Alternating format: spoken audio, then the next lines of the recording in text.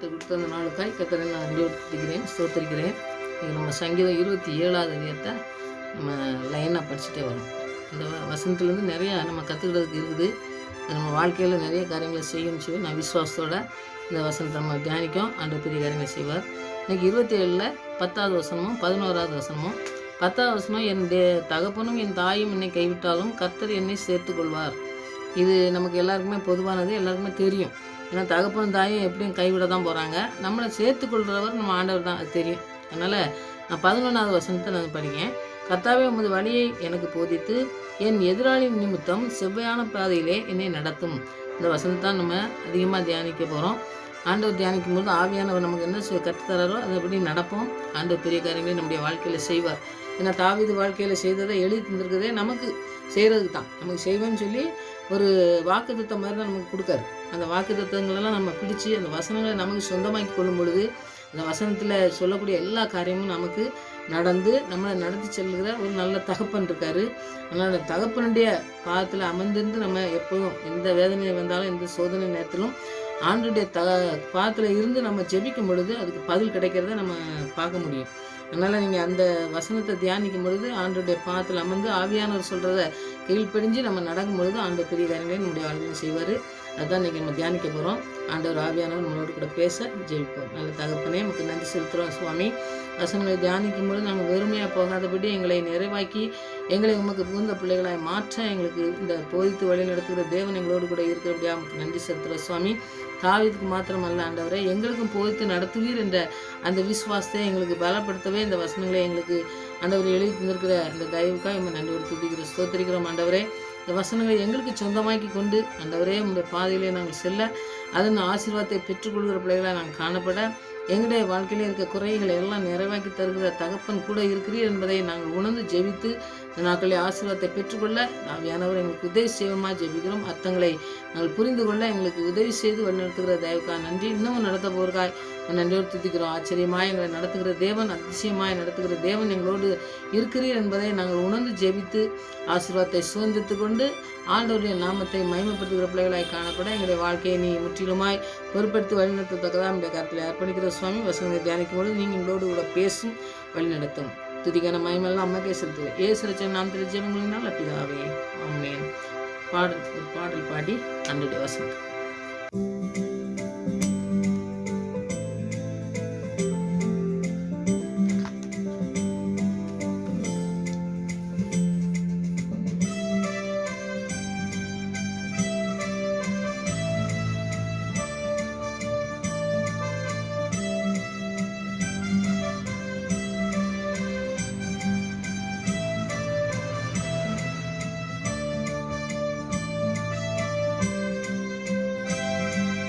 ஆபத்து காலத்தில் அரணான கோட்டை நித்திய கண்மலையே. ஆபத்து காலத்தில் அரணான கோட்டை நித்திய கண்மலையே. நேசரே நேசரே இதுவரை உதவி மீரே. நேசரே எபினேசரே இதுவரை உதவி நீரே.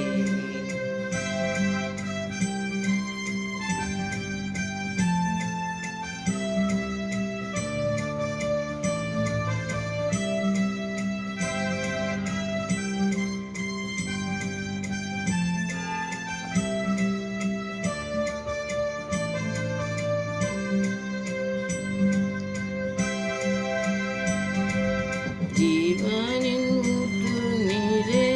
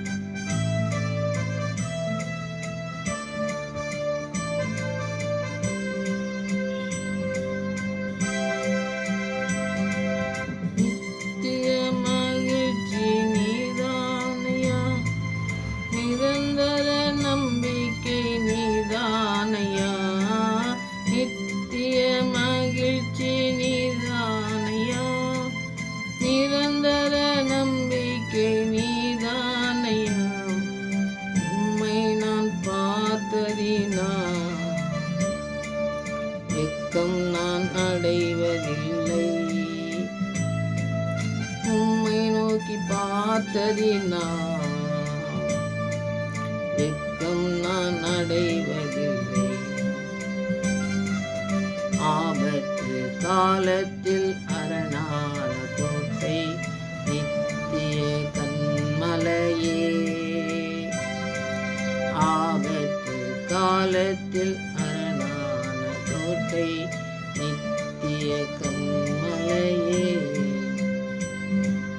நேசரே, எபினேசரே, இதுவரை உதவினீரே. நேசரே, எபினேசரே, இதுவரை உதவினீரே. இதுவரை உதவினீரே.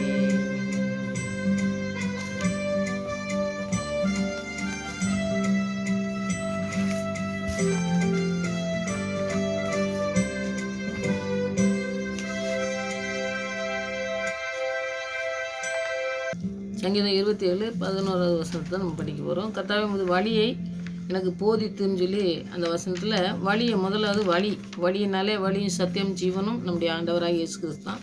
அந்த வழியில் நாம் நடக்கும் பொழுது நம்முடைய வழியெலாம் நேரான வழியில் ஆண்டவர் கொண்டு போகிறதுக்கு நம்மளை நடத்துறதுக்கு வல்லமுள்ள தேவன். ஏசாயா தீர்க்கதரிசியில் எழுதி தந்த வசனத்தை நீங்கள் படிச்சிங்கன்னா ஏசாயா 30:21 பார்த்தீங்கன்னா, நீங்கள் வலதுபுறம் சாயும் போதும் நீங்கள் இடதுபுறம் சாயும் போதும் வழி இதுவே, இதிலே நடவுங்கள் என்று உங்களுக்கு பின்னாலே சொல்லும் வார்த்தையை உங்கள் காதுகள் கேட்கும். அந்த வசனத்தை நீங்கள் படித்து பாருங்கள். ரொம்ப அர்த்தம் உள்ள வசனம். நம்ம இடது பக்கம் வலது பக்கம் நம்ம ஒரு இடம் வாங்க போனாலும் சரி, ஏதோ ஒரு வேலை செய்ய போகும்போது எந்த பக்கம் போகணும்னு தெரியாமல் நம்ம தவிக்கிறத நம்ம பார்க்கலாம். அப்போ இடதுபுறம் வலதுபுறம் எந்த இடத்துல சாஞ்சாலும் சரி, நீ ஆண்டவர் இந்த இடத்துல இந்த பக்கமாக போன்னு சொல்லி கூப்பிடக்கூடிய இந்த வழியை காட்டக்கூடிய நல்ல தகப்பன் இருக்காரு. அதனால ஏசாயா தீர்க்கதரிசியில் எழுதியிருக்கிற வார்த்தைகள்லாம் ரொம்ப அருமையாக இருக்கும். அந்த வசனத்தை நீங்கள் படிங்க. வலது பக்கம் இடது பக்கம் சாயும் போது நம்ம சாயதுக்கு முன்னாடி கிடையாது, சாயும் போது வழி இதுவேன்னு சொல்லி ஆண்டவர் சொல்கிற சத்தத்தை நம்ம வார்த்தையின் மூலமாக ஆண்டவர் நம்மளோட கூட பேசுகிற சத்தத்தை நம்ம கேட்கணும். அப்படி கேட்டு நடக்கிறவங்க வாழ்க்கையெல்லாம் பார்த்திங்கன்னா பெரிய காரியங்கள் ஆண்டவர் செய்ததை நம்ம பார்க்க தான் செய்கிறோம். அதனால் நம்முடைய வாழ்க்கையிலையும் பார்த்திங்கன்னாக்கி எப்போவுமே ஆண்டவருடைய சத்தத்தை கேட்டு வழிகளை திறக்கிறது ஆண்டவர் மாத்திரம்தான். எந்த வழியில் நம்மளை காட்டுறாரோ அந்த வழியில் நம்ம போகும்பொழுது நம்முடைய வழிகளில் எத்தனை பிசாசு என்னமோ ஒரு வழிகளை கொண்டு ஏதோ தடையை கொண்டு இதெல்லாம் பண்ணுவான். ஆனால் அந்த இடத்துல ஆண்டவர் நம்மளை கொண்டு போய் இந்த இடத்துல வச்சுருந்தாருன்னா அந்த இடத்துல எந்த பிசாசும் நம்மளை தடை பண்ண முடியாது. அவர் நினைச்சது எவனாலையும் தடை பண்ண முடியாது. அதை நம்ம முக்கியமாக நம்ம தெரிஞ்சுக்கணும். அப்போ எல்லா வழியெல்லாம் என்ன வழி அப்படின்னு சொல்லி நம்ம தடமாறிக்கிட்டு இருக்கும்போது ஆண்டோடைய வசனம் தான் நமக்கு வழியை காட்டும். அதை நீங்கள் உறுதியாக பிடிச்சிக்கிட்டீங்கன்னாக்கி ஆண்டோடைய வசனத்தை நீங்கள் தியானிங்க. அதுதான் நமக்கு வழி. யோசுவா 1:7, 23:6 பார்த்தீங்கன்னா வசனத்தை நீங்கள் படிங்க. இந்த வசனத்தை நீங்கள் படிச்சிங்கன்னா தான் அந்த வசனத்தினுடைய அர்த்தத்தை புரிஞ்சுக்கிட்டா தான் நான் சொல்கிற இந்த காரியங்கள்லாம் நமக்கு நடக்குங்கிறத நீங்கள் செய்ய முடியும். ஏன்னா அந்த வாழ்க்கையில் அதிலெல்லாம் நான் கடந்து வந்ததுனால தான் சொல்கிறேன். ஏன்னா வசனத்தை மற்றவங்க சொல்லும்பொழுது பார்த்திங்கனாக்கி அவங்க சொல்லும்பொழுது கேட்டுட்டு அப்படியே போயிடுவோம். ஆனால் நாம் படித்து அதனுடைய கருத்தெல்லாம் நம்ம புரிஞ்சுக்கிட்டோம்னு வைங்க, அதுதான் ஆண்டோடைய வசனத்தை நம்ம தியானிக்கும் பொழுது ஆண்டவர் நம்மளோட கூட பேசுகிற சத்தத்தை நம்ம கேட்க முடியும். அதனால் இந்த யோசுவாவை நீங்கள் படிங்கன்னு நான் சொல்லியிருந்தேன். நீங்களே அதை படிச்சுக்கோங்க. யோசுவா 1:7, 23:6 நீங்கள் படிங்க. அடுத்தது ஓசியா 14:9 பார்த்தீங்கன்னா, கர்த்தருடைய வழியை செம்மையானவைகள், நீதிமான்கள் அவைகள் நடப்பார்கள். அப்போது ஆண்டவருடைய ஞானத்தை நம்ம பெற்றுக்கொள்ளணும். அவர் நீதிமானை நம்ம மாற்ற. ஏன்னா ரட்சிப்பை பெற்றுக்கொண்டாலே அதுதான் நீதிமான். அவருடைய ரத்தத்தினால கழுவப்பட்டு அவர் போதித்து நடத்தக்கூடிய நல்ல பிள்ளைகளாக நம்முடைய வசனத்தை அவர் தான் போதித்து நம்ம நடத்தக்கூடியவர். அதனால் அவரை தான் நம்ம முற்றிலுமாக நம்ம நம்பி அவர் தான் சொல்லித்தர சொல்லி நம்ம ஒரு வசனத்தை படிக்கும்போது நமக்கு தெரியல அப்படின்னோம்னா ஆண்டவர்கிட்ட நம்ம கேட்கணும். ஏன்னா முக்கியமாக பாருங்கள், ஆண்டவருடைய வசனத்தை ஆண்டவருடைய சத்தத்தை கேட்டு அதுக்கப்புறம் தான் அவங்க படித்து அப்புறம் மேலே வர்றவங்க நிறைய பேர் ஆண்டவருடைய சத்தத்தை முதலாவது கேட்கணும். அப்போ மற்றவங்களே நீங்கள் ஜெபிங்க, நாங்கள் சும்மா இருப்போம் அப்படின்னு சொல்லி நிறைய பேர் இருக்காங்க பார்த்தீங்களா. அது தவறான காரியம். நம்ம ஜெபிக்கணும். நமக்கு முடியாததுக்கு அவங்கள ஜெபிக்க சொல்லலாம். அவங்களுடைய வசனத்தை கேட்கணும். வசனத்தை படிக்கும்போது இது சரியான வசனத்தை நமக்கு சொல்கிறாங்களா, நமக்கு ஆவியானவர் வேணும். நமக்கு நமக்கு வந்து கற்றுக்கொள்கிறதுக்கு ஆண்டோடைய ஆவியானவர் இருந்து நமக்கு கற்றுத்தந்தால் தான் மற்ற வசனங்களை நிறையா இப்போ டிவிலலாம் நிறையா வருது வீடியோ அந்த மாதிரிலாம் நம்ம பார்க்கும்.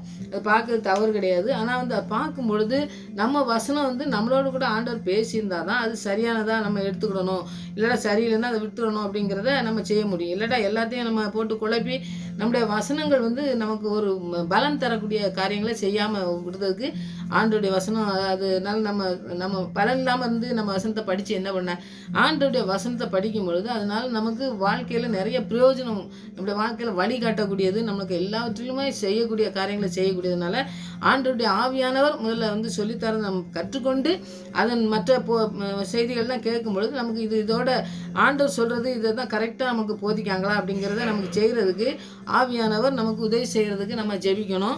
அதுதான் நான் அந்த வழியில் பாருங்கள், நீதிமான் செம்மையான வழிகளில் நீதிமானே அவ்வளோ நடப்பார்கள்னு சொல்லி ஆண்டவர் நடத்தக்கூடிய காரியங்களை சொல்கிறார். ஆண்டவர் ஞானம் வந்து உலக ஞானம் போல் கிடையாது. ஏன்னா உலகத்தில் ஞானம் நிறைய படிச்சுட்டு நிறையா நான் இதெல்லாம் வாங்கியிருக்கேன், நான் பட்டம் வாங்கியிருக்கேன், நான் அதனால எனக்கு எல்லாமே தெரியும்னு சொல்லக்கூடியது வந்து வேதத்தில் கிடையாது. ஏன்னா வந்து படிப்பில் மற்ற இது எல்லாத்துலேயுமே இருக்குது. நீங்கள் நிறைய படிச்சிருந்தீங்கன்னாக்கி நிறைய மார்க் எடுத்து படிச்சிருக்கணும், இல்லாட்டா நிறைய திறமையாக ஒரு டாக்டர்னாக்கி ஆப்ரேஷன் பண்ணதுக்கு நல்லா தெரியணும், ஒரு ஸ்கூல் டீச்சர்னாக்கி நல்லா ஒரு டீச்சர் நல்லா படித்து அந்த பிள்ளைங்களாம் நல்ல மார்க் எடுத்து நல்லா உயர் பதவிக்கு போகிற மாதிரி அந்த மாதிரி இருந்திருக்கணும். இல்லாட்டா ஒரு பிஸ்னஸ் பண்ணாங்கன்னா அதில் நல்லா திறமையாக செய்கிறவங்க அந்த மாதிரிலாம் இருக்குது பார்த்தீங்களா. அது வந்து உலகக்காரியமான காரியம். ஆனால் ஆண்டவர் பைபிளை படிக்கும்பொழுது பார்த்தீங்கன்னா பைபிள் வசனம் வந்து படிக்கும்பொழுது எல்லாருக்குமே கற்றுக் கொடுக்குவார். ஏன்னா யாருக்குமே மறைப்பொருளாக அப்படியே மறைச்சி வச்சுட்டு இவங்களுக்கு தான் தெரியணும், இவங்களுக்கு தெரியக்கூடாது அப்படிங்கிறதுலாம் கிடையாது.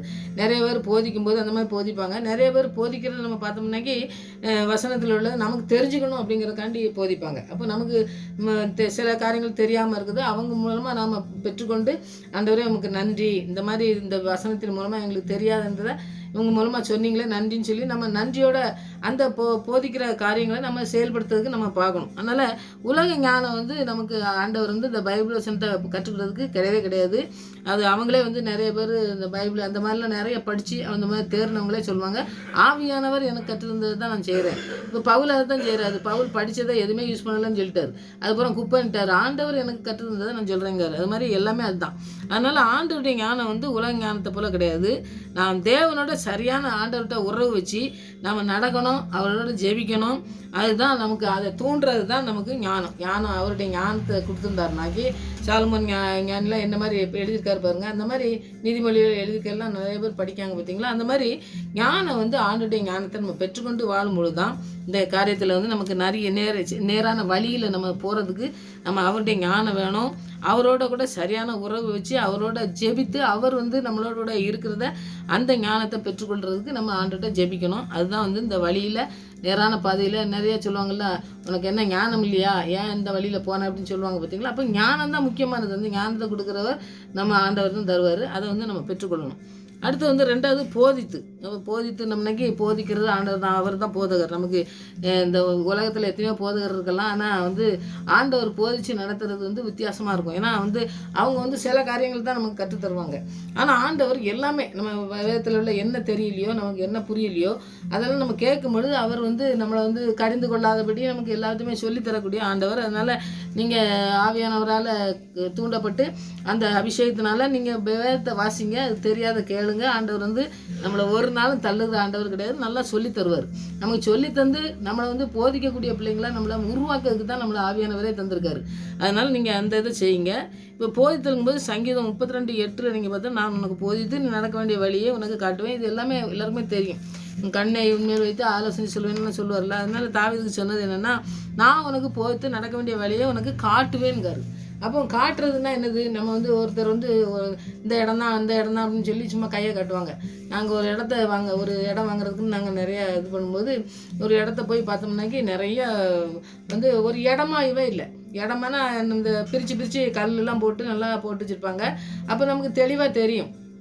இது அப்படிலாம் தெரியவே செய்யலை. எல்லாம் முள் எப்படிமா இருக்குது, காலெலாம் போனால் சோறு முள் குத்துற மாதிரி இருக்குது. இங்கே வெளியே இருந்து தான் காட்டினாங்க. அது பூரா ஒரே சோளான்லாம் போட்டு நிறைய வச்சுருந்தாங்க. அப்போ வந்து பார்த்திங்கனாக்கி அந்த வெளியே நம்ம வாசல் திறந்தவுடனே ஒரு தோட்டம்லாம் இருக்கும் பார்த்திங்களா, அந்த இடத்துல இருந்துட்டு இந்த இடம் தான் அந்த இடம் தான் நான் உங்களுக்கு விற்க போகிறோம் அப்படின்னு சொல்லி சொன்னோம்னா, என்னையா நீ இடமாவே தெரியலையே, சோளம் முளைச்சிருக்குது, நிறைய முள்ளுகள்லாம் கிடக்குது, அதில் வந்து காலே வைக்க முடியாது, அந்த மாதிரி இருக்குது. இந்த மாதிரி இருக்கிற இடத்த காட்டுதே அப்படின்னு சொல்லும் பொழுது பார்த்தீங்கன்னா, இல்லைங்க அது நம்ம பார்த்துட்டு முடிக்கும்போது அவங்க எல்லாம் நீட் பண்ணிடுவாங்க, அப்போ நீங்கள் முடிச்சுக்கலாம் அப்படின்னு சொல்லி சொல்கிறத காட்டுறோம். அப்போ மனுஷன் வந்து காட்டுற இடத்த பாருங்க, அதை நம்பி நம்ம ஒரு பணத்தை ஏதோ நம்ம கொடுத்தோன்னு வைங்க, அந்த இடம் அது வந்து தோட்டமாக இருக்குது, அது சோளானா இருக்குது, முள்ளாக இருக்குது. அந்த இடத்த வந்து நம்ம வாங்குறதுக்கு முன்னாடி நிறைய காரியங்களை நம்ம பார்த்துக்கணும். வேறு இடம் வாங்குறதுக்கு முன்னாடி பத்திரத்தை பார்ப்பாங்க, எல்லாரும் வந்து சைன் பண்ணுதாங்கன்னு பார்க்க நிறைய அந்த காரியங்கள் பார்க்காங்க பார்த்தீங்களா. அப்படி இல்லை, ஆண்டவர் வந்து உன்னை வழியை நான் உனக்கு காட்டுவேங்காரு. அவர் வழி காட்டினாருனாக்கி அந்த வழி சரியான வழியாக இருக்கும். நீங்கள் இந்த மாதிரிலாம் ஒன்றும் அங்கே போய் இங்கே போய் பார்க்க வேண்டிய அவசியமே கிடையாது. நிறைய பேர் மிஷினரிலாம் சாட்சி சொல்லும்போது பார்த்தீங்கன்னாக்கி அவங்க இடங்கள் அந்த மாதிரிலாம் போகும்பொழுது அவங்க வந்து பத்திரத்தை பார்த்து அதை பார்த்து இதை பார்த்துலாம் ஒன்றுமே செய்வதில்லை. ஆண்டவர் இந்த இடத்துக்கு அப்படிம்பாரு போவாங்க, அந்த இடம் அவங்களுக்கு சொந்தமாக்கி ஆண்டவர் கொடுப்பாரு. அந்த மாதிரி காரியங்கள்லாம் அவர் தான் நமக்கு போதித்து, அதாவது நம்ம சொல்லி இந்த மாதிரி சொல்லி இந்த மாதிரி போன்னு சொல்லி அந்த வழியை நமக்கு காட்டுற நல்ல தகப்பன். வழியும் காட்டுறாரு, அடுத்து வந்து போதித்து நமக்கு வழியை காட்டுறாரு.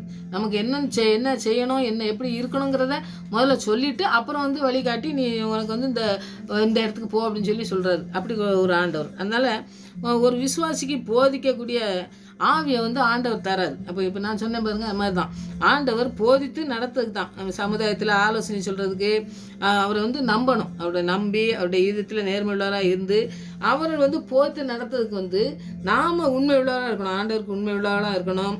இந்த மற்றவங்களுக்கு ஆலோசனை கொடுக்கணும்னாக்கி அவருடைய வசனம் என்ன சொல்கிறதோ அதை வந்து நம்ம போதித்து நடத்தி நம்மளை வந்து எப்படி தயார் பண்ணணுமோ அதை தயார் பண்ணுறதுக்கு ஆண்டவர் வந்து நம்ம போதித்து நடத்துகிறதா இருக்கார்.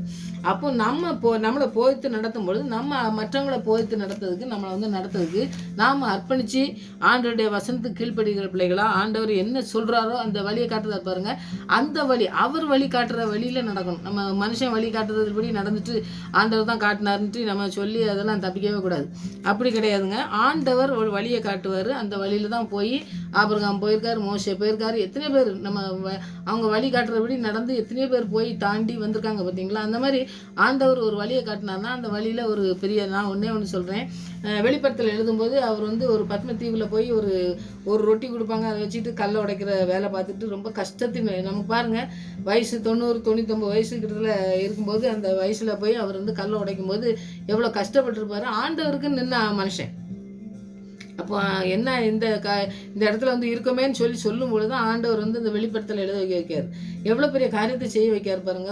ஒரு இடத்துக்கு போக சொல்கிறாரு, இந்த இடத்துக்கு அனுப்புகிறாங்கன்னா அவர் அந்த ஒரு இடத்துல வந்து அவர் கொதிக்க எண்ணெயில் போடும்போது அவர் வந்து அப்படியே எந்திரிச்சு பிரசங்கம் பண்ணாருன்னு சொல்லி நம்ம பார்க்கோம். அப்படி இருக்கும்போது இந்த ஆளை கொல்லவே முடியாது, நீ இந்த தீவுக்கு கொண்டு போ, அங்கேனாக்கி பட்டினை கிடந்து அதை கெடுத்து மறித்து போகட்டும் அப்படின்னு சொல்லி தான் கொண்டு போகிறாங்க. கொண்டு போய் அங்கே போட்டிருக்க இடத்துலையும் பாருங்கள் ஆண்டவர் அனுப்புகிறாரு. அப்போ வழி வந்து யார்? ஆண்டவர் வழி கட்டுறாரு. இங்கே ஏன் கொண்டு வந்திருக்கே ஆண்டவரேன்னு சொல்லி அவர் கேட்கும் பொழுது அவர் வந்து இப்போ நடக்கக்கூடிய காரியங்களை எல்லாத்தையும் எழுதக்கூடிய ஒரு சீசனாக மாற்றினார் பாருங்க. அந்த மாதிரி நமக்கு வழியை காட்டினார்னாக்கி அவரை பற்றி சொல்கிறதுக்கோ அவரை பற்றி அவருடைய வசனத்தை போதித்து நடத்தணும்னு சொல்லி நம்மளை வந்து பயன்படுத்துறதுக்காக நம்ம அந்த வழியில் கொண்டு போவார். எந்த வழியில் கொண்டு போனாலும் அந்த வழியில் போகணும். மனுஷன் சொல்கிற வழியில் நம்ம போகவே கூடாது. அதை நம்ம தியானித்து இந்த யோசனை இந்த ஆலோசனை எல்லாம் தர்றதெல்லாம் ஆண்டவர் தான் நமக்கு போதித்து நடத்துறதுக்கு நம்ம அர்ப்பணித்து ஜெபிக்கணும். அப்படி தான் தாவீது அர்ப்பணித்து ஜெபித்து அவர் வெற்றியை சுதந்திரத்தார், நமக்கு அந்த வெற்றியை தருவார். அடுத்தது யோவான் 14:26 நீங்கள் பார்த்தீங்கன்னா, பரிசுத்த ஆவியை தேற்றவானே எல்லாவற்றையும் உங்களுக்கு போதித்து நடத்துவார். இப்போ ஆவியானவர், நான் முதல்ல சொன்னேன், ஆவியானவர் இல்லாமல் எந்த விதமான காரியங்களையும் நமக்கு கற்றுத்தர முடியாது. ஏன்னா ஆவியானவர் இருக்கும் பொழுது நிறைய கற்றுத்தரதுக்கு பழைய ஏற்பாடாலும் சரி புதிய ஏற்பாடாலும் சொல்லி ஆவியானவரை பெற்றுக்கொண்டு தான் அவங்கெல்லாம் நிறையா காரியங்களை சாதித்தாங்க. அதனால் ஆவியானவர் இல்லாமல் வெறுமையாக போய் நம்ம வந்து போர்லேயோ இதுலேயோ ஜெயிக்கவே முடியாது. இப்போ போருக்கு எப்படி அவங்க வந்து எல்லா காரியங்களையும் எந்தெந்த உபயோகப்படுத்தக்கூடிய எல்லா பொருட்களையும் கொண்டு போகிறாங்க பார்த்தீங்களா. ஈட்டி கொண்டு போவாங்க, மார்க்கவசம் கொண்டு போவாங்க, தலை சீரா கொண்டு போவாங்க, எல்லாம் போட்டு போகிறாங்க பார்த்தீங்களா. அந்த மாதிரி ஒரு வசனத்துக்குள்ளே நம்ம போகும்பொழுது ஆண்டுடைய வசனம் நம்மளுக்கு ஆவியானவர் நம்மளை தேற்றி நடத்தக்கூடிய நல்ல தகப்பனாக இருக்கிறப்ப அவர் பலன் தரவர், ஞானத்தை கொடுக்குறவர், எல்லாமே அதில் அடங்கி இருக்குது ஆவியானவரில். அதனால் அவர் இல்லாமல் நம்ம இந்த காரியங்களை செய்ய முடியாது. பிசாசுக்கு எடுத்து நிற்க முடியாது. நம்ம போதிச்சு மற்றவங்களுக்கு நம்ம சுவிசேஷம் சொல்லவே முடியாது. அதனால் ஆவியானவர் பெற்றுக்கொள்ள நீங்கள் எப்பவும் எப்பவும் ஜெபிங்க. நான் எப்பவும் அடிக்கடி சொல்கிறது அதுதான். ஆவியானவர் இல்லாமல் எந்த இடத்துலையும் நம்ம போய் ஜெயிக்க முடியாது. அவர் வந்து போய்த்து நடத்தக்கூடிய காரியங்கள் நமக்கு வந்து இருக்காது. அதனால் அந்த காரியங்களை செய்யுங்க. புதிய ஏற்பாட்டு கிறிஸ்தவங்கள் நம்ம இப்போ புதிய ஏற்பாட்டு கிறிஸ்தவங்க தானே. பழைய ஏற்பாட்டில் அவங்கெல்லாம் நிறையா யோவான் அவங்கெல்லாம் இருந்தவங்க. பழைய ஆண்டவருக்கு முன்னாடி இருந்து ஆண்டவர் கூட இருந்தவங்க. அப்போ வந்து 2000 வருஷத்துக்கு முன்னாடி இருந்தவங்க. இப்போ நமக்கு அது எழுதி தந்திருக்காரு. அவங்கெல்லாம் எழுதி தந்த வசனங்களை நம்ம தியானிக்கும் பொழுது நம்ம விசுவாசிக்கும். அப்போ வந்து அவங்களுக்கு ஒன்றுமே இருக்காது. ஆண்டவர் என்ன சொன்னாரோ அதுதான் செஞ்சாங்க. அந்த காரியங்களை செய்யும் பொழுது நம்ம பரிசுத்த ஆவியினுடைய வல்லமை மாத்திரம் நமக்கு வந்து அந்த காரியங்களை செய்கிறதுக்கு நமக்கு போதுமானது இல்லை.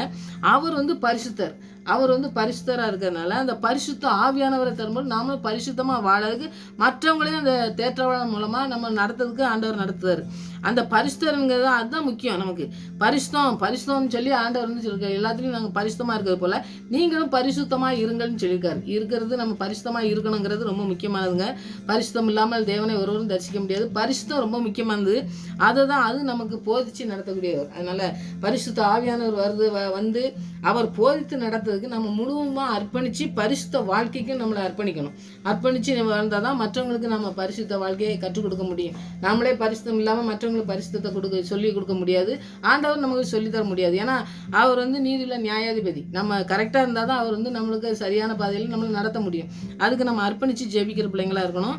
பரிசுத்த ஆவியானவர் தேற்றவனை எல்லாத்தையும் நமக்கு போதித்து நடத்தக்கூடியவர். ஆனால் எதுவுமே நமக்கு தெரியலன்னு சொல்லவே முடியாதுங்க. ஆவியானவர் பெற்றுக்கொண்டவங்க நீங்கள் ஆண்டவர் நம்மளை எல்லாவற்றையும் நடத்துவார்னு சொல்லி நீங்கள் அர்ப்பணித்து ஜெபிங்க. ஆண்டோடைய பிரசன்னத்தை நீங்கள் உணர முடியும். பரிசுத்தமாய் வாழ்றதுக்கு முக்கியமாக நீங்கள் அர்ப்பணிச்சிருங்க. அர்ப்பணித்து பரிசுத்த கூட்டங்களை எழுப்புவதற்காக தான் என்ன வச்சுருக்காரு அப்படிங்கிறத நோக்கத்தை நம்ம நிறைவேற்றணும். நம்முடைய வாழ்க்கையில் பார்த்திங்கன்னா எத்தனை நாட்கள் வாழுதமோ அந்த நாட்களில் பரிசுத்தமாக இருக்கிறதுக்கு பிள்ளைங்களை ஆண்டோடைய நாமத்தை மகிமைப்படுத்துகிற பிள்ளைகளாக எழுப்புவதற்காக என்ன தேற்றவாளனை தந்திருக்கீங்க ஆண்டவரே. அதனால் எல்லாவற்றையும் நீங்கள் எனக்கு போதித்து நடத்தக்கூடியவராக இருக்கிறதுனால எல்லாத்தையும் நீங்கள் போதித்து நடத்துங்க. நாங்களும் மற்றவங்களுக்கு போதித்து நடத்தக்கூடிய ஒரு வல்லமே எங்களுக்கு தந்து நாங்களும் பரிசுத்தமாக வாழணும், மற்றவங்களையும் பரிசுத்தத்துக்கு நாங்கள் கொண்டு வரணும் ஆண்டவரே அதுன்னு சொல்லி நம்ம ஜெபிக்கிற பிள்ளைங்களாக இருப்போம். ஆண்டவர் பெரிய காரியங்களை நம்முடைய வாழ்க்கையில் செய்வார். 1 யோவான் அடுத்தது 1 யோவான் 2:27 பார்த்திங்கன்னா பாருங்கள், தேவனுடைய பிள்ளைகளுக்கு அந்த சத்துவத்தை வழி நடத்துறதுக்கு அதுக்கெல்லாம் அபிஷேகம் கொடுக்கப்பட்டிருக்கு. நமக்கு வந்து அபிஷேகம் கொடுக்கப்பட்டிருக்கதே பார்த்திங்கன்னாக்கி இந்த 1 யோவான் 2:27 நீங்கள் படிச்சிங்கனாக்கி வசனத்தை படிச்சிங்கனாக்கி நிறைய பேருக்கு தெரியும். ஆனாலும் படிச்சிங்கனாக்கி வசனத்தை படிக்கும்பொழுது நமக்கு வந்து பெரிய காரியங்கள் ஆண்டவர் வந்து இந்த வசனத்தின் மூலமாக தான் நமக்கு கற்றுத்தர ஆண்டவராக இருக்கார். அதனால் வசனத்தை 1 யோவான் 2:27 வசனத்தை நீங்கள் படித்து பார்த்தீங்கன்னாக்கி அது ஒரு பெரிய வசனம். நீங்கள் அதை படிங்க. நீங்கள் அவராலே பெற்ற அபிஷேகம் உங்களில் நிலைத்திருக்கிறது, ஒருவரும் உங்களுக்கு போதிக்க வேண்டியதில்லை. இப்போ நான் சொன்னேன் பாருங்கள் முன்னாடி, அது மாதிரி அது மற்றவங்கள்ட்ட போய் நம்ம ஏதோ நாங்கள் சொல்லித்தாங்கன்னு சொன்னோம்னாக்கி அது ஏதோ ஒன்று சொல்லி தருவாங்க. ஆனால் தேற்றரோட எல்லாவற்றையும் உங்களுக்கு போதித்து நடத்துறதுன்னு சொல்லி யோவானில் நம்ம படித்தோம் பார்த்தீங்கன்னா. ஆனால் எல்லாத்தையும் போதித்து நடத்தக்கூடியவர் உங்களோட கூட இருக்கிறதுனால நீங்கள் மற்றவங்கள்ட்ட போய் கேட்க முடியல. அந்த அபிஷேகம் சகலத்தையும் குறித்து உங்களுக்கு போதிக்கிறது. எல்லாவற்றையும் உங்களுக்கு சகலத்தையும் என்னது சகலமாக எல்லாவற்றையும் நமக்கு போதித்து நடத்தக்கூடியதாக இருக்குது. அது சத்தியமாக இருக்கிறது. அது சத்தியம். ஆண்டவருடைய வசனம்லாம் சத்தியம்தான். அந்த சத்திய வசனத்தை ஆண்டவர் தான் நமக்கு போதித்து நடத்தக்கூடிய. அது பொய் அல்ல, அது பொய் கிடையாது. அது உங்களுக்கு போதித்தபடியே அவரை நிலைத்திருப்பீர்கள். அவர்கிட்ட நிலைச்சிருந்தா தான் அந்த வசனம்லாம் நமக்கு சொந்தமாக்கும். நான் சொன்ன பாருங்க, அவரோட வசனத்தில் நம்ம நிலைச்சி நிற்கணும். அவர் வந்து எந்த பரிசுத்தத்துக்கு அழைச்சிருக்காரோ அந்த பரிசுத்தத்துக்கு ஆண்டவரை எங்களை நாங்கள் முற்றிலுமாக அர்ப்பணிக்கும், நீங்கள் வந்து எங்களை வழி நடத்துங்க ஆண்டவரேன்னு சொல்லி நம்ம அர்ப்பணித்து நம்ம ஜெபிக்கும் பொழுது விசுவாசிகள் கிறிஸ்துவுக்குள் நிலைத்திருந்து தேவனுடைய வார்த்தையை நம்ம வார்த்தைகள்லாம் வாசிக்கும் போது அவருடைய மீட்பின் சத்தியத்தை நம்ம படிச்சுக்கணும். அவர் வந்து நம்மளை மீட்டெடுத்திருக்காரு. அதனால் மற்றவங்கள மீட்பை கொண்டு வரதுக்காக நம்மளை வந்து போதித்து நடத்தக்கூடிய புத்தி சொல்லி நடத்தக்கூடிய காரியங்களை விசுவாசிகளுக்கு நமக்கு தந்திருக்காரு அப்படிங்கிறத நம்ம வேதாமத்தில் நிறையா படிக்கும். அதில் பூரா பார்த்திங்கன்னாக்கி நிறையா வெளிப்பாடுகள் பூரா பார்த்திங்கனாக்கி ஆவியானவர் கற்றுத்தருகிறார், அவர் போதித்து நடத்துகிறார்னு சொல்லி தான் நிறைய நம்ம படிக்கும். அப்போ வேதத்தில் ஆண்டவர் சொல்லியிருக்கிற காரியங்கள் நமக்கும் வந்து சொல்லித்தரதுக்கு நம்ம இந்த வசனங்களை நம்ம சத்தியத்தை வந்து நம்ம அறிஞ்சுக்கிடணும். அவர் வந்து நமக்கு போதித்து நமக்கு புத்தி சொல்லும் பொழுது அதை நம்ம கற்றுக்கொள்ளணும். நம்ம வந்து வேதத்தில் உள்ள எல்லா காரியங்களையும் நம்ம ஆவியானவர் நமக்கு கற்றுத்தர வல்லமை உள்ளவர், அவர் போதித்து நடத்துகிறவர் அப்படின்னு சொல்லி இந்த போதகரை நம்ம முற்றிலுமாக நம்ம அர்ப்பணித்து ஜெபிக்கும் பொழுது ஆண்டவர் பெரிய காரியங்களை நம்முடைய வாழ்க்கையில் செய்வார். இந்த போதிச்சு நடத்துறதுலாம் ரொம்ப முக்கியமானது. நமக்கு போதனை இல்லைன்னு வைங்க, நம்ம வந்து வாழ்க்கையில் நிறையா வந்து வழி விலகி போயிடுறதுக்கு வாய்ப்புகள் இருக்குல்ல. அதனால் ஆண்டவருடைய போதனையை நம்ம கேட்கறதுக்கு இந்த வசனங்கள்லாம் நீங்கள் தியானிங்க. அந்த பெரிய காரியங்களை செய்வார். அடுத்தது பாருங்கள், எதிராளிகளின் நிமித்தம். எதிராளி யார்? பிசாசு தான் நமக்கு எதிராளின்னு நமக்கு எல்லாருக்குமே தெரியும். பிசாசானவன் தான் எதிராளி. மற்ற பக்கத்து வீட்டுக்காரங்க எதிராளி அப்படின்லாம் நம்ம சொல்லிட்டு இருக்க வேண்டிய அவசியம் இல்லை. ஏன்னா அவங்ககிட்ட போய் நம்ம சண்டை போடுறதோ நம்ம பேசவோ ஏதோ செஞ்சால் தான் சண்டை வரும். அவங்ககிட்ட பேசாதனால அவங்க எதிராளி கிடையாது. நமக்கு சொந்தக்காரன் எதிராளி கிடையாது, பிசாசு தான் எதிராளி. அதனால் 1 பேதுரு 5:8 படித்து பார்த்தீங்கன்னாக்கி, உங்கள் எதிராளியாக பிசாசனும் கெர்ச்சிக்கிற சிங்கம் போல எவனை விழுங்கலாமோ என்று வகை தேடி சுற்றி திரிகிறான் அப்படின்னு சொல்லி நம்ம பார்க்கோம்.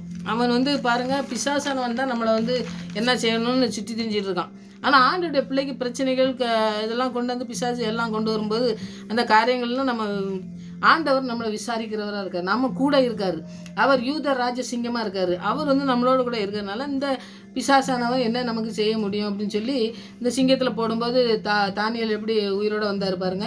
அந்த மாதிரி சிங்கத்தின் வாயெல்லாம் அடைக்கிறதுக்கு அவர் பெரிய ஆண்டவர். அப்போ வந்து இந்த பிரச்சனையை கொண்டு வரது, இந்த பிரச்சனைகளெல்லாம் வந்து ஒன்றும் இல்லாமல் செய்கிறதுக்கு அவர் நம்மளை விசாரிக்கிறவரா. அவர்கிட்ட நம்ம ஒப்பு கொடுத்துருவோம்னு சொல்லுவோம். நம்ம ஒப்பு கொடுக்கணும்னு சொல்லும் பொழுது ஒப்பு கொடுக்காம நாம் வந்து அவர் எவ்வளோ செய்ய மாட்டாரோ அப்படின்னு சொல்லி ஒரு சந்தேகத்தில் இருக்கும் பொழுது நம்முடைய வாழ்க்கையில் நிறைய காரியங்கள் நம்ம தவறி போகிறோம். ஆனால் ஆண்டவருடைய வசனம் என்ன சொல்லுது? எல்லா காரியங்களிலும் நான் வந்து உங்களோட கூட இருக்கேன், நான் உங்களோட கூட இருந்து உங்களை போதிச்சு நடத்துவேன்னு சொல்லி சொல்கிற ஆண்டவர் பிசாசு கொண்டு வர எல்லா பிரச்சனையிலேருந்து அவர் நம்மளை தூக்கி எடுக்க நல்லவர். அதனால் சத்திய வேதம் முழுவதும் பார்த்திங்கன்னாக்கி என்ன சொல்கிறது? ஆண்டவர் உங்களை விசாரிக்கிறவர். அவர் தான் நம்மளோட கூட இருக்கிறவர். உங்களை நான் பரிசுத்தமாக படுத்துகிறவர், உன்னை விசாரிக்கிறவர், உனக்கு போதிக்கிறவர் எல்லாமே அவர் தான் அப்படின்னு சொல்லி எல்லா பயம் கவலை எல்லாம் வரும்போது எதுக்குலாம் வரும்போது அவர் பேரில் அவர்கிட்ட போய் நம்ம ஜெபிக்கணும். நம்ம முதல்ல பாருங்கள், எங்கேயோ போய் எங்கெல்லாமோ போய் எங்களுக்கு ஜெபிங்கன்னு சொல்லி அழுதுட்டு நம்ம போகிறோம். ஆனால் வந்து பாருங்கள், ஆண்டவருடைய பாதத்தில் அமர்ந்திருந்து நம்ம பழகி நம்ம ஜெபிக்க கற்றுக்கொண்டோம்னாக்கி, அவர் போய்த்து நடத்தக்கூடியவர் நம்ம உணர்ந்து கொண்டோம்னாக்கி, அவருடைய பாதத்தில் வந்து நம்ம எல்லா காரியங்களும் நீங்களே செய்யுங்க ஆண்டவர்னு சொல்லி நம்ம அர்ப்பணித்து ஜெபிக்கிற பிள்ளைங்களாக இருக்கும். அப்படி ஜெபிக்கிறது தான் சிறந்தது. நம்முடைய வாழ்க்கையில் சிறந்ததாக நமக்கு நடத்தக்கூடிய காரியங்களை செய்யும். அதனால் நம்ம எந்த பிசாசான எதிர்ப்புகள் கொண்டு வந்தாலும் சரி, நோய் பிரச்சனைகள் எல்லாமே கொண்டு வரும்போது நம்ம தைரியமாக என்ன செய்யணும்னா பாருங்கள், எந்த எதிராளி வந்தாலும் சரி, எங்களை வந்து என்ன செய்தார்? எதிராளி நிமித்தம் செவ்வையான பாதையிலே நடத்துகிறார் ஆண்டவர்னு சொல்லி அவர் எழுதியிருக்காரு. அப்போ வந்து நமக்கு வந்து எதிராளி கொண்டு வருகிற எல்லா பிரச்சனையும் வந்து நம்மளை தூக்கி எடுக்கிறதுக்கு ஒரு நல்ல தகப்பன் இருக்காருன்னு சொல்லி அவர் உறுதியாக பிடிச்சி ஜெபிக்காரு. அதுபோல் நம்மளும் இருக்கணும். அந்த காரியங்களை நீங்கள் செய்யும் பொழுது ஆண்டோடைய பாதத்தில் ஜெபிப்பது தான் இந்த பிசாசானுடைய எல்லா பிரச்சனையிலிருந்து நமக்கு ஜெயத்தை தரும். அடுத்து செவ்வையான பாதையிலன்னு சொல்லியிருக்காருல்ல, செவ்வையான அதுக்கு பார்த்தீங்கன்னா சங்கீதம் 5:8 பார்த்தீங்கன்னா, கர்த்தாவே என் சத்துருவின் நிமித்தம் என்னை உம்முடைய நீதியிலே நடத்தி எனக்கு முன்பாக உம்முடைய வழியை செவ்வைப்படுத்தும். பாருங்கள், ஆண்டவர் நீதி செய்கிறவர் தெரிஞ்சிட்டு, நீதி செய்கிறவர், நீதி உள்ளவர், நியாயாதிபதி. அவர்கிட்ட வந்து எந்த விதமான அநீதியும் கிடையாது. அவர் மற்றவங்களை இப்போ மாதிரி மாற்றி பேசக்கூடியவர் கிடையாது. எல்லாம் சொன்னால் அப்படியே செய்கிறக்கூடிய நல்ல தகப்பனாக இருக்கிறதுனால அவர் சொல்கிறார் பாருங்கள், என்னை கர்த்தர் என்னுடைய சத்துருக்கள் நிமித்தம் என்னை உம்முடைய நீதியின் பாதையை நடத்தி உமக்கு உம்முடைய வழியை செவ்வைப்படுத்தும். உம்முடைய வழி அப்படிங்காரு, என்னுடைய வழின்னு சொல்லலை, உம்முடைய வழி. அதனால் உம்முடைய வழியில் நான் போகும்பொழுது நீர் சொல்கிறத கேட்கும் பொழுது நீர் என்ன செவ்வைப்படுத்தக்கூடிய நல்ல தகப்பனாக இருக்கீங்க. அதனால் நான் வந்து அந்த வழியில் போகிறதுக்கு எனக்கு வந்து வழி நடத்துங்க ஆண்டவரேன்னு சொல்லி அவர் ஒப்பு கொடுத்து ஜெபிக்கிறத நம்ம பார்க்கோம். அப்போ நம்முடைய வழிகளையும் பார்த்திங்கன்னா செவ்வைப்படுத்தினாக்கி அவருடைய நீதியில் அவர் நடத்தக்கூடிய காரியங்களில் நம்ம அவர் எனக்கு முன்பாக போகணும்னு சொல்லி நம்ம ஜெபிக்கிற பிள்ளைங்களாக இருந்து அந்த வாழ்க்கையில் எல்லா வழிகளும் நல்லா செவ்வையாக இருக்கிறதுக்கு நம்ம அதை ஒப்பு கொடுக்கணும். லூக்கா 3:4, ஏசாயா 40:4 பார்த்திங்கன்னா பள்ளங்களெல்லாம் 2 வசனமே ஒன்று போல் தான் இருக்கும். நீங்கள் படித்து பாருங்கள். பள்ளங்களெல்லாம் நிரப்பப்படும், சகல மலைகளும் குளுந்துகளும் தாழ்த்தப்படும், கோணலானவைகள் செவ்வையாகும், கரடு முரணாக சமமாகும் என்றார். மலைகள் விலகினாலும், அந்த 54:10 நீங்கள் படிச்சிங்கன்னா ஏசாயா, மலைகள் விலகினாலும் அவர் கிருபை நம்ம விட்டு போகாது. நமக்கு போதுமானதாக இருக்குது கிருபை. அப்போது மலைகள்லாம் விளைகிறோம், பர்வதங்கள் நிலை பெயர்ந்தாலும் அப்படி பாட்டே இருக்குது. அந்த மாதிரி நீங்கள் பாடல்கள்லாம் நிறைய இந்த சங்கீதத்துலேருந்து எழுதியிருக்காங்க. ஏசா தீர்க்கதரிசிலேருந்து எழுதியிருக்காங்க பாருங்கள். அந்த மாதிரி பள்ளங்கள் எல்லாம் பள்ளம் பள்ளமாக நம்ம வாழ்க்கையில் இருக்கிறதெல்லாம் நிரப்பப்படும்னு சொல்கிறாரு. சகல மலைகளும் குன்றுகளும் தாழ்த்தப்படும். ஆண்டவருக்கு முன்பாக எல்லாம் தாழ்த்தப்படும். நீங்கள் சின்ன தீர்க்கதரிசி எல்லாம் படிச்சிங்கன்னாக்கி நிறைய காரியங்கள் இதெல்லாம் படிக்கலாம். அப்புறம் கோணலானவங்கள்லாம் செவ்வையாகும். கோணலாக நம்முடைய வாழ்க்கையில் என்ன கோணலாக இருந்தாலும் சரி, அதை நம்ம இன்றைக்கி ஆண்டவருடைய பாதத்தில் அர்ப்பணிப்போம். நம்மளை செவ்வைப்படுத்தக்கூடிய நல்ல செம்மையான பாதையில் நம்மளை நடத்தக்கூடிய நல்ல தகப்பனாக இருக்கார். கரடு முரடானதெல்லாம் சமமாகும். கரடு முரடாக நம்முடைய ரோடுகள்லாம் பாருங்கள், நிறைய காரியங்கள் நம்ம வாழ்க்கையிலே நடக்காத பார்க்கலாம். ரோடெலாம் பாருங்கள் கரடு முரடாக கிடக்கும். அப்போ பார்த்தோம்னாக்கி ஏதோ ஒரு தலைவர்கள் வராங்க அப்படின்னு சொல்லிட்டோம்னா உடனே அதெல்லாம் சரி பண்ணி பளபளன்னு போட்டு விட்ருவாங்க. அப்போ பார்த்தீங்கன்னா நமக்கே இது எப்படி இருந்துச்சுது, ஏன் இப்படி ஆயிட்டுது, எப்படி ஆச்சுது அப்படின்னு நாமளே சந்தேகப்படக்கூடிய அளவுக்கு அந்த ரோட்டை அதை பார்த்தோம்னா சாதாரண ரோடு ஒரு பஸ்ஸு வண்டி நம்ம போகிற ரோட்டையே அப்படி பண்ணோம்னாக்கி நம்முடைய வாழ்க்கையில் கரடு முரடாக இருக்கிறத ஆண்டவர் சமமாகுங்கார். சமமாக்குவேன்னு சொல்லலை, ஆகானாலும் ஆகலான்னு சொல்லலை, சமமாகும் அப்படிங்காரு. அப்போ அதை செஞ்சு முடிக்கிறவர். அப்போ எல்லா காரியங்களும் பள்ளம் நம்மளை மழை எது வந்தாலும் சரி, கோணலாக இருந்தாலும் சரி, கரடு முரடாக இருந்தாலும் சரி, எந்த காரியமாக இருந்தாலும் சரி, எல்லாத்தையும் சரி செய்யக்கூடிய நல்ல தகப்பன் நம்மளோட கூட இருக்காருங்க. இந்த வசனத்தை பூரா நம்ம தியானித்தோம்னாக்கி நல்ல காரியங்கள் நமக்கு புரியும். ஏன்னா லூக்கா 4:3-4, ஏசாயா 40:4, ஏசாயா 54:10 எல்லாத்தையும் நீங்கள் படிங்க. அடுத்தது மலைகளும் குன்றுகளும் பாழாக்குவேன் அப்படிங்கிறாரு. மலைகள் குன்றுகள்லாம் பாருங்கள் பாழாக்குவேன்னு சொல்கிறாரு. அப்போ அவருடைய வல்லமை எல்லாவற்றையும் செய்ய முடியும். அது ஏசாயா 42:15 இருக்குது. அதையும் நீங்கள் படிச்சிருங்க. நீங்கள் வசனங்களை தியானிக்கும் பொழுது நீங்கள் ஒன்று செய்யுங்க. நீங்கள் ஆண்டவருடைய வசனத்தை நீங்கள் எனக்கு இது புரியாததை நீங்கள் சொல்லித்தாங்க ஆண்டவரேன்னு சொல்லும் பொழுது ஆண்டவர் நிறைய காரியங்களை சொல்லி தருவார். பாழாக்குவேன்னு சொன்னார்னாக்கி நீங்கள் மலைகள் குன்றுகள்லாம் பாழாக்குவேன்னு சொல்கிறாரு. அப்போ நமக்கு எதிராக வருகிற எல்லாவற்றையும் நினைச்சுவார். எல்லாம் ஒன்றும் இல்லாமல் செய்யக்கூடிய நல்ல தகப்பன் நம்மளோட கூட இருக்கிறத நம்ம பார்க்கும். அப்போ மலைகள் போல் நமக்கு வேதனைகள் வரலாம், பாடுகள் வரலாம், துக்கங்கள் வரலாம். அதெல்லாம் ஒன்றும் இல்லாமல் செய்யக்கூடிய நல்ல தகப்பன் நம்மளோட கூட இருக்காருன்னு நமக்கு விசுவாசம் இருந்தால் தான் அதை ஜெயிக்க முடியும். அதை ஜெயிக்கிறதுக்கு ஆண்டவருடைய ஆசீர்வாதத்தை நம்ம சுதந்திரத்துக்குள்ள நமக்கு ஆண்டவர் உதவி செய்யக்கூடிய நல்ல தகப்பனாக இருக்கார். ஏன்னா விசுவாசம் கடுகளவு விசுவாசம் இருந்தாலே மழை பெயர்ந்து போகுதுன்னா அது நடுக்கடலில் சமுத்திரத்தில் போய் விடுவோம்னு சொல்லுவார். அப்போ அந்த விசுவாசம் நமக்கு ரொம்ப முக்கியமானது. அந்த விசுவாசத்தில் நம்ம இதெல்லாம் நம்ம பெற்றுக்கொள்வதற்கு ஆண்டவர்கிட்ட உதவியை கேட்டு ஆண்டவர் நமக்கு உதவி செய்ய ஒவ்வொரு நாளும் ஜெபிக்கிற பிள்ளைங்களாக இருப்போம். வசனத்தை தியானித்து ஜெபிக்கணும். ஆண்டவர் பெரிய காரியம் செய்வார். அடுத்தது பாதை காட்டுங்கன்னு சொல்கிறார். நான் கடைசி முடியும் போது பார்த்தீங்கன்னாக்கி எல்லாத்தையும் செலுத்தி செவ்வையான பாதையிலே என்னை நடத்தும்னு சொல்கிறாரு. அவர் தான் நடத்துவார் செவ்வையான பாதையில். வேறு யாரும் மனுஷன்லாம் நோக்கி நம்ம பாதையை காட்டுங்கன்னு சொன்னோம்னா அவன் எந்த மாதிரி பாதையில் கொண்டு போயிடுவான். அதனால் அந்த பாதையில் நம்ம போகக்கூடாது. ஆண்டவருடைய பாதை என்ன பாதையில் காட்டுத்தீங்க ஆண்டவரே, உங்கள் பாதையை காட்டுங்க, நாங்கள் அந்த பாதையில் நடந்து சென்று நாங்கள் வெற்றியை சுதந்திரத்துக் கொள்றதுக்கு நீங்கள் என்ன நடத்துங்கன்னு நம்ம அர்ப்பணிப்போம். ஏசாயா 26:7 வசனத்தை பார்த்தா நீதிமானுடைய பாதை செம்மையாக இருக்கிறது, மகா நீதிபதியாகிய நீர் நீதிமானுடைய பாதையை செம்மைப்படுத்துகிறீர் அப்படின்னு நம்ம படிக்கும். இப்போ நீதிமானுடைய பாதை செம்மையாக இருக்காமா. நீதிமான்னா ஆண்டவருடைய ரத்தத்தினால் கழுவப்பட்டு அவருடைய ஆவியானவரால் நடத்தப்படும் பொழுது அந்த வாழ்க்கையில் எல்லாமே செம்மையாக இருக்குன்னு நம்ம பார்க்கோம். அவர் நீதிபரராக இருக்கார். அவர் நீதிமானுடைய பாதையும் செம்மையாக்குதார். நீதிமானுடைய பாதை செம்மையாக தான் இருக்கும் அப்படிங்கிறத ஆண்டவர் சொல்கிறாரு. அவர் நீதிபரர் நம்மளோட கூட இருக்கும் பொழுது நம்முடைய பாதை செம்மையாக இருக்கும். அவருக்கு பிரியமான காரியங்களை செய்வதற்கு நம்ம அர்ப்பணிக்கணும். நம்ம அர்ப்பணிப்பது மாத்திரமில்லை, வேதத்தை தினமும் வாசிக்கும் பொழுது ஆண்டவருடைய வசனத்தை தியானிக்கும் பொழுது ஆவியானவரோட கூட நமக்கு புரியாத அதை கற்றுக்கொண்டு நம்ம வாசிக்கும் பொழுது அதனால் பிரயோஜனமாக இருக்கும். சும்மா வாசிச்சுட்டு அப்படியே போனால் நம்முடைய வாழ்க்கையில் அது கிரியை பண்ணாது. நம்ம கிருபை நிறைந்த வசனங்களை ஆண்டவருடைய வசனத்தை தியானிக்கும் பொழுது ஆண்டவருடைய ஆவியானவர் நமக்கு என்ன சொல்கிறாரோ அதை நம்ம கற்றுக்கொண்டு வாழும் பொழுது ஆண்டவருடைய பெரிய காரியங்களை நமக்கு செய்ய அவர் வல்லமுள்ளவராக இருக்காது.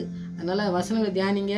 ஆண்டவருடைய வசனத்தின் மூலமாக பேசுகிறத உணர்ந்து அதன்படி நம்ம வழியில் நடந்து இந்த தாவீது எப்படி ஜெயித்தாரோ அதுபோல் ஜெயிக்கிறதுக்கு நம்ம உதவி செய்ய வல்லமுள்ளவர். 10வது வசனத்தை நான் படிக்கலை. தகப்பனும் தாயும் உன்னை கைவிட்டாலும் அவர் சேர்த்துக்கொள்வார். அவர் நம்மளை சேர்த்துக்கொள்கிறவராக இருக்கார். அவர் வழி காட்டுறவராக இருக்கார். அவர் பாதை காட்டுறவர் இருக்கார். அவர் செவ்வையான வழியில் நம்மளை போதித்து நடத்தக்கூடிய நல்ல தகப்பனாக இருக்கிறதுனால மனுஷன் நம்ம உலக தகப்பன் மாதிரிலாம் கொஞ்ச நாளைக்கு நம்மளை கண்டிப்பாங்க. கொஞ்ச நாளைக்கு அவங்க நம்ம இருக்கிற வரைக்கும் இருப்பாங்களா அப்படிங்கிறது நிச்சயமாக நம்ம சொல்ல முடியாது. ஆனால் ஆண்டவர் நம்மளோட கூட எப்பொழுதும் இருக்கிறவர். நம்ம உலகத்தை விட்டு கடந்து செல்லும் வரைக்கும் நம்மளோட கூட இருந்து நடத்தி அங்கேயும் கொண்டு போய் நம்மளை நடத்தக்கூடிய நல்ல தகப்பனாக இருக்கிறதுனால அவரை நம்ம பற்றி பிடித்துக்கொள்ள ஒவ்வொரு நாள் நம்ம ஜெயிப்போம். மற்றவங்களுக்கும் சொல்லும் பொழுது அது பிரயோஜனமாக இருக்க நம்முடைய வாழ்க்கையை பயன்படுத்த, ஆண்டுடைய நாமத்தை மகிமைப்படுத்த நம்ம ஜெபித்து ஆண்டுடைய நாமத்தை உயர்த்துவோம். அவர் பெரிய காரியங்களை செய்வார்னு சொல்லி விசுவாசத்தில் ஜெபிங்க. கர்த்தர் பெரிய காரியங்களை செய்வார். ஆமென். ஜெபிப்போம். அன்பு கூறுவேன் இன்னும் அதிகமாய், ஆராதிப்பேன் இன்னும் ஆர்வமாய். அன்பு கூறுவேன் இன்னும் அதிகமாய், ஆராதிப்பேன் இன்னும் ஆர்வமாய். முழு உள்ளத்தோடு ஆராதிப்பேன், முழு பலத்தோடு அன்பு கூறுவேன். ஆராதனை ஆராதனை ஆராதனை ஆராதனை இயேசையா, ஆராதனை ஆராதனை ஆராதனை ஆராதனை. அவசானம் உங்கள் அன்பை நாங்கள் பெற்றுக்கொள்ள ஆண்டவரே. உங்கள் மீது நாங்கள் அன்பு வைத்து உங்கள் அன்பை நாங்கள் பெற்றுக்கொள்ளத்தக்கதான கிருபையை நீ ஒவ்வொரு நாளும் தந்து வழிநடத்த வேண்டுமா ஜெபிக்கிற ஆண்டவரே. நீங்கள் பாதை காட்டுகிறவராய், நீங்கள் எங்களை ஆண்டவர் செவியான வழியிலே நடத்துகிறவராய், எங்களை போதித்து நடத்துகிற நல்ல தகப்பனாய், எங்களுக்கு எல்லாவற்றுக்கும் வழி பாதை காட்டுகிறவராய் இருக்கிறபடியா நன்றி செலுத்துகிற ஆண்டவரே. அன்றைக்கு ஆபிரகாமுக்கு போகிற வழி தெரியாத போது வழிகாட்டி ஆசீர்வதித்திரே சுவாமி, அதுபோல் எங்களை வழிநடத்த வல்லமுள்ளவராக இருக்கீங்க. நன்றி. எஸ்தர் ஆண்டவரே எந்த விதமான தகுதி இல்லாத பொழுது தகுதிப்படுத்தி ஒரு ராணியாய் மாற்றினீரே சுவாமி. இல்லாத பொழுது ஒன்றுமே இல்லை என்று நாங்கள் விழுந்து கிடக்கும் பொழுது எங்களை உயர்த்த வல்லமுள்ள வார்த்தை இருக்கிறபடியால் நன்றி. உடைய வல்லமுள்ள வசனம் எங்களோடு கூட இருக்கிறபடியால் என்னோடு துதிக்கிறோம், ஸ்தோத்தரிக்கிறோம் ஆண்டவரே. உடைய வசனத்தின்படி எங்களை போதித்து நடத்த வேண்டுமா ஜெபிக்கிற ஆண்டவரே. உடைய தேற்றவாளனை அனுப்பி எங்களை வழி நடத்த வேண்டுமா ஜெபிக்கிற ஆண்டவரே. நாங்கள் எங்களுடைய வாழ்க்கையிலே எல்லாவற்றையும் உங்களுக்கு பிரயோஜனமான நாட்களாய் மாற்ற எங்களுடைய வாழ்க்கையை, எங்களுடைய பிள்ளைகளுடைய வாழ்க்கையை நாங்கள் அர்ப்பணிக்கும் பொழுது ஆண்டவரே, நீங்கள் ஜெபத்தை கேட்டு பதில் தருகிறவராக இருக்கிறபடியா நன்றி செலுத்துகிறோம் ஆண்டவரே. யாரெல்லாம் அர்ப்பணிக்கிறாங்களோ அர்ப்பணிக்கிற ஒவ்வொரு பிள்ளைகளுடைய வாழ்க்கையிலும் ஆண்டவரே நீங்கள் அற்புதமாக நடத்துகிற நாட்களாக இந்த நாட்கள் மாற வேண்டுமா ஜெபிக்கிறோம் ஆண்டவரே. உங்களுடைய பரிசுத்த ஆவியினால் ஆளுகை செய்கிற பிள்ளைகளாய் காணப்பட கிருபை செய்யுங்க. ஒவ்வொருவரும் உங்களுடைய பரிசுத்த ஆவியை பெற்றுக்கொள்ளட்டும், ஒவ்வொருவரும் பரிசுத்தத்தை பெற்றுக்கொள்ளட்டும், ஒவ்வொருவரும் உங்களுடைய வழியிலே நடக்கட்டும். நீங்கள் பாதை காட்டுகிற அந்த பாதையிலே நடந்து சென்று உங்களுடைய ஆசீர்வாதத்தை சுதந்திரத்துக் கொள்கிற பிள்ளைகளாய் காணப்படட்டும். பலவீனமாக இருக்கிற எல்லா பலவீனத்தையும் மாற்றும், எல்லா பிசாசின் கிரியைகளையும் மாற்றி ஆண்டவரே பரிசுத்தமாய் வாழ பிள்ளைகளாய் மாற்ற வேண்டுமா ஜெபிக்கிற ஆண்டவரே. எந்த இடத்துல அசுத்தமாய் வாழ ஆண்டவரே வைத்திருக்கிறானோ, பிசாசானன் கட்டி வைத்திருக்கிறானோ எல்லா கட்டுகளும் உடைத்தெறியப்பட தேவனுடைய ஆவியானவர் உதவி செய்கிற நாட்களாக இந்த நாட்கள் மாற வேண்டுமா ஜெபிக்கிற ஆண்டவரே. பரிசுத்த இரத்தத்தினால் கழுவி சுத்தப்படுத்தும் ஆண்டவரே. பரிசுத்தமாய் வாழ கற்றுக்கொள்ளுங்க ஆண்டவரே. நீங்கள் உமக்கென்று பாடி துதிக்கிற பிள்ளைகளாய் மாறட்டும், உமக்கென்று ஓடுகிற பிள்ளைகளாய் மாறட்டும் ஆண்டவரே. அன்றைக்கு திமிர்வாத காரனை ஆண்டவரே ஆண்டவரே ஸ்தோத்திரிக்கிறமா சுகம் தந்தீரே ஆண்டவரே. உம்மாலே முடியாது ஒன்றும் இல்லை என்று வசனத்தின் மூலம் பேசினீரே ஆண்டவரே. உம்மாலே செய்ய முடியாத அதிசயமான காரியம் ஒன்றும் இல்லை என்று நாங்கள் விசுவாசித்து அந்த வசனத்தின் மூலமாய் ஆண்டவரே நாங்கள் பெற்றுக்கொள்ள வேண்டியதை பெற்றுக்கொள்ள எங்களுக்கு கிருபை தர வேண்டுமா ஜெபிக்கிற ஆண்டவரே. உம்முடைய இரத்த கோட்டுகளை எங்களை மறைத்து பாதுகாத்து இந்த நாள் வரை வழிநடத்தின தேவன் இன்னமும் உமக்கென்று பயன்படுத்தத்தக்கதாக எங்களை முற்றிலுமாய் அர்ப்பணிக்கிறோம் சுவாமி. அர்ப்பணிக்கிற ஒவ்வொரு பிள்ளைகளையும் ஆசீர்வதித்து வழிநடத்த வேண்டுமா ஜெபிக்கிறையா. எங்களுடைய எல்லா காரியங்களையும் நீங்களே வழியாய் ஒளியாய் போதிக்கிறவராய், எங்களுக்கு பரிசுத்தத்தை தருகிறவராய், பரிசுத்த ஆவியானவரால் தேற்றவராய் நடத்துகிறவராய் இருக்க வேண்டுமா ஜெபிக்கிற ஆண்டவரே. ஒவ்வொரு பலவீனங்களையும் மாற்றுங்க ஆண்டவரே. பலத்தினால் இலை கட்டுங்க. உங்களுடைய கிருபையினால் மூடி மறைத்து பாதுகாத்து ஆண்டவரே நீங்கள் வைத்திருக்கிற நோக்கம் பிள்ளைகளுடைய வாழ்க்கையில நிறைவேறட்டும் ஐயா. உம்முடைய ஆண்டவரே நோக்கம் மாத்திரம் நிறைவேறட்டும். நீங்கள் நினைத்தது ஒன்றும் தடைபடாது ஆண்டவரே. நீங்கள் நினைத்தது எங்களுடைய வாழ்க்கையிலே நிறைவேற்றி முடிக்க வல்லமுள்ள தேவனாக இருக்கிறபடியா உங்களுக்கு நன்றி செலுத்துகிறோம் ஆண்டவரே. உங்களுடைய பரிசுத்த பரிசுத்த கூட்டத்திலே ஆண்டவரை நாங்கள் சேர்ந்து கொள்ள கிருபை செய்யுங்க. எங்களுக்கு ஆண்டவரை நீங்கள் வழியை திறந்து உதவி செய்ய வேண்டுமாய், எங்களை வழிநடத்த வேண்டுமாய் செபிக்கிறார். தேற்றவாளனே எங்களை வழிநடத்தும்.